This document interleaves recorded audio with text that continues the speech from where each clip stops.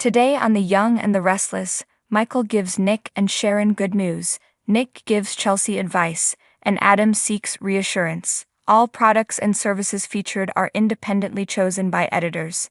However, Soaps.com may receive a commission on orders placed through its retail links, and the retailer may receive certain auditable data for accounting purposes. Adam and Chelsea walk into the old ranch, their new home, and she asks if he's sure he wants to do this now. His father was shot last night. Adam says his old man is a warrior. Chelsea tells him it's okay to admit that it was scary and focus on Matt and not the move. Adam wants the three of them to get settled, so they're on the property when Victor gets home from the hospital. Chelsea looks around and Adam says, "I know, it's a lot." He tells her she can redecorate. She jokes, "Maybe just a little sage." They share a laugh. Adam looks at the inn for Newman in the window. He never imagined that place would be his with Nick, Victoria, and Abby to carry on the legacy. Chelsea says, "Welcome home." Adam wants Chelsea to feel at home there, but she thinks it will take time to feel comfortable. She wants a room close to Connor and one that's not so big it echoes. Adam looks at Victor's chessboard. She reminds him his dad is safe now and he doesn't have to worry. Adam says his father took a bullet for Nikki and survived. Someday he won't be in this world. When that day comes, he doesn't know if he'll be ready for it. What happened scared the hell out of him, but it also made him proud. Chelsea says it's the same way he'd do anything to protect Connor. Adam says, "Or you."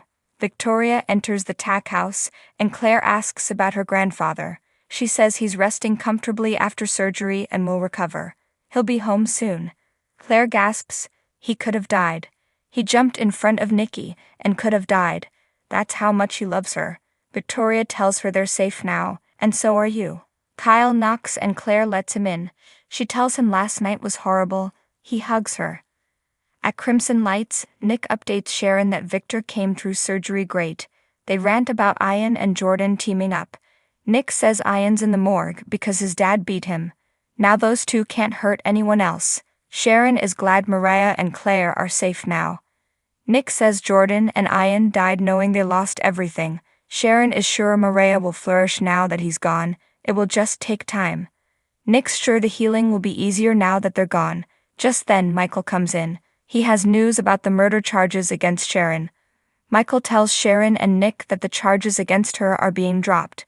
Daniel walks in as Michael declares, "You're cleared of everything." He wants to know what's going on. Sharon tells Daniel there's been a confession in Heather's case. "Do you remember hearing about Ian Ward?" Daniel sits. He says his mother told him about Ward's history with Nikki and Paul. Nick says he worked the system and got out of jail. Sharon tells him he's the one who killed Heather. Daniel can't understand this. They explain that he wanted to remove Sharon from Maria's life so she would turn to him. He was working with Jordan, who had come back for Claire. Nick says they both died last night. Sharon was their first victim, starting several months ago. It breaks her heart that Heather lost her life and she is so sorry for her part in any of it. Nick acknowledges to Daniel that none of this will lessen his pain, but as far as Sharon is concerned, Daniel points out that she dumped Heather's body in the river, hid bloody towels in his apartment, and lied that he and Heather fought. Nick says she was drugged, which caused her to spin out and alienate people. He reminds Daniel that even he noticed she wasn't acting like herself. Michael points out if this had gone to trial, Sharon would have been found not guilty. Nick says Heather deserves justice and peace. With Ian and Jordan dead, hopefully they can get closer to that. Daniel is going to need a little more time. Michael steps away to take a call. Nick tells Daniel that Victor was shot fighting Ian Ward. He has to go to the hospital. Daniel assures him he won't freak out on Sharon. He's just frustrated and sad. The anger isn't at Sharon anymore. Nick tells him, "You're a good man." Sharon thanks Daniel for hearing them out. She knows she has no right to ask him for anything, but she'll do anything she can to make it up to him and Lucy for what they've been through, and will hope one day that he will forgive her. Kyle tells Claire he's sorry for what Jordan put her through. He learns her aunt took poison and Ian shot at Nikki and hit Victor took the bullet. They struggled over the gun and Ian was shot and died. Kyle marvels that she went through all of that and he had no idea.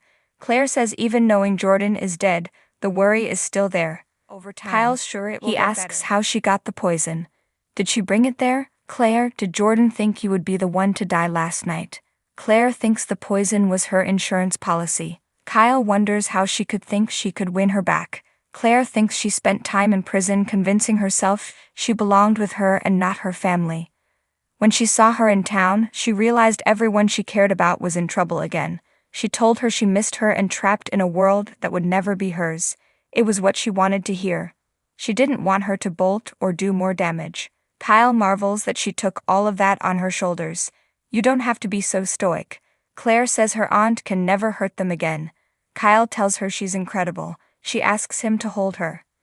At Crimson Lights, Daniel tells Sharon that Heather is gone and everything he thought about how it happened is gone too. It was because someone wanted to get at her. Sharon talks about recalling the hand on her shoulder in hypnosis. She wishes she had never gone to his apartment that night. She would do anything for things to have been different. Daniel says, "Me too, Sharon." He tells her again that he'll need a little more time and walks out. Michael joins Sharon at Crimson Lights and tells her it's settled. She is far away and doesn't hear him. He reiterates that the documents are signed and she's free and clear. She questions if she deserves that. Michael tells her she was a victim.